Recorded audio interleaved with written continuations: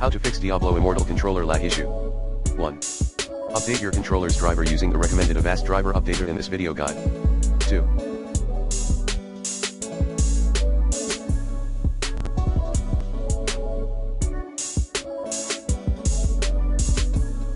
Check the battery in your wireless controller.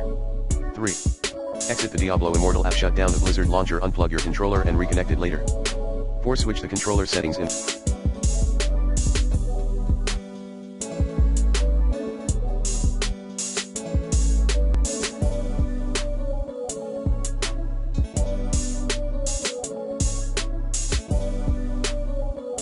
The game, settings, controller, choose controller. 5. Disable frame limit in the settings.